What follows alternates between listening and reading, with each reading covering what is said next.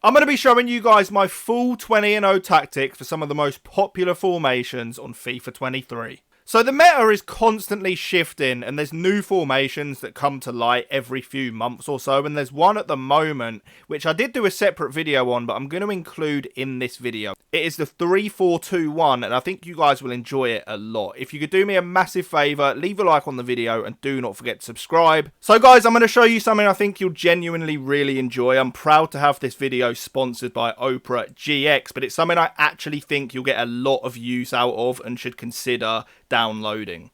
So you can get this on your mobile and actually sync it with your PC as well. So you can use it as your new browser. Everything you do on your phone will be linked to your PC. So not only does this browser look really cool, but there's also a lot you can do with it. So we go into the settings here.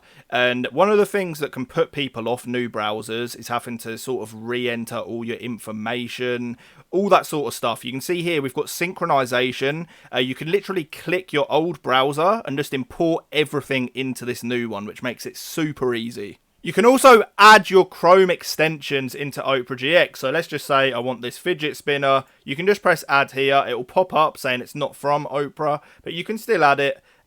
Simple as that, already done. So it's really limitless what you can do on this browser. Make sure to download JambooUK using the link in the description. I appreciate you guys. I think you'll really enjoy this, and make sure you do get involved. So I run a couple of accounts at the minute. This is my old main account. Not that it's too important, but basically that's why the team is a little bit weird right now. I've got a couple of filler players in there, you know, the likes of Saliba, for example, who wouldn't normally play for me, but we're throwing a team together, testing out tactics, all that good stuff. But let's get into what you're here for. We're starting off with the formation that I actually start my games in now. It is the 3-4-2-1, and this formation, honestly, is insane with the right instructions. So, you can see we play it very narrow. We've got 35 on the width, 60 on the depth with the direct passing, 6 players in the box. And the beauty of this formation is with the right instructions, you can defend in a 5 at the back and then attack with 5 attackers as well. It is stupidly overpowered. Really recommend you guys try it. This is how to make it click. So for the 3 forwards, we do have stay central, get in behind, and stay forward. And then what is important is on the left and right mid, you want come back on defence, stay wide, and then that is it. So literally when your opponent has the ball, you're going to notice you defend in a flat back 5. It's super overpowered, but then when you're on the attack, you'll also get the left and right mid helping you out there. So you always have 5 defenders when defending and 5 attackers when attacking, which is just, it's ridiculous to be honest. So with these centre mids, we do have stay back while attacking, stay on the edge of the box for cross, and cover centre. And then for the centre backs, pretty boring, just all stay back. You know, you don't want those flying forward, to be honest with you. Moving on, 4-4-2.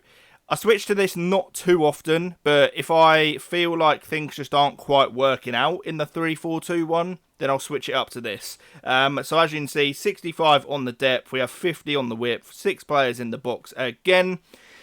And this is also the 4-4-2 defensive, so we do have the 2 CDMs instead of 2 centre mids, which just helps a little bit more when defending.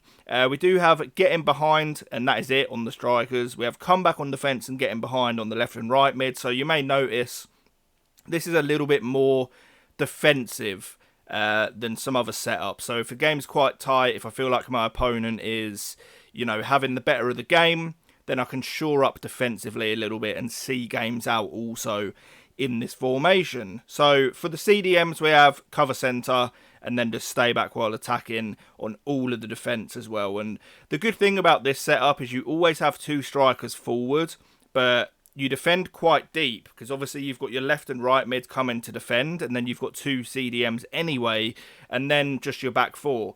So you've got like 8 players defending at all times, and then your 2 strikers that just sit up top, which is really nice. You can counter-attack well in that formation. We then have the 4-2-2. This is for like if I'm a goal or 2 behind quite early in the game, and I just feel like I need to do something to sort of, you know, get back into it and cause my opponent some problems. We have press after possession loss, which is, it's a little bit risky these days. You know, you do leave a lot of gaps. It does drain the stamina. However, You definitely win the ball back in areas you wouldn't normally, and it causes your opponent a lot of problems. We've got 72 depth for the auto offside traps as well. If you haven't gathered already, you know, you're going a lot more aggressive with this setup compared to the others we've looked at. We do have direct passing again, 6 players in the box, and that is how a 4-2-2 lines up. We do have stay central on one of the strikers getting behind, and then drift wide getting behind on the other. No real thought process behind that. I just sort of tested it out and found that having one sort of going differently to just sticking through the middle sort of works quite well. But if you're not a fan of that, you can always just switch that to stay central as well. We do have stay forward on both of the cams.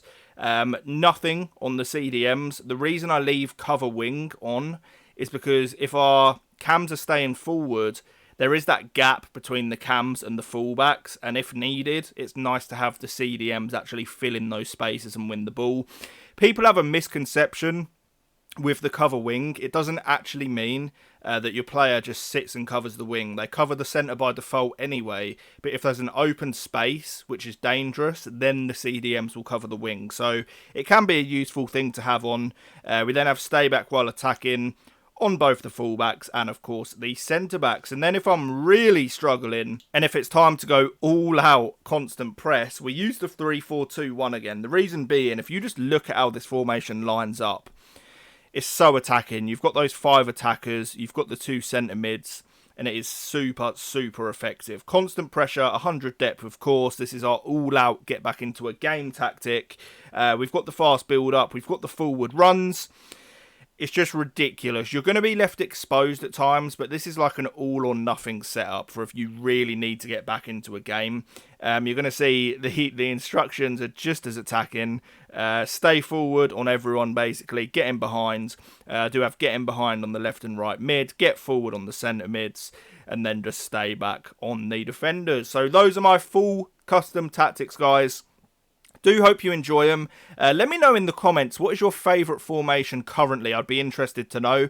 Let's try and hit 50 likes on this video. I think you guys can do that. And remember to subscribe to the channel as well. I'm constantly trying to bring you guys the up-to-date custom tactics to help you win more games of FIFA.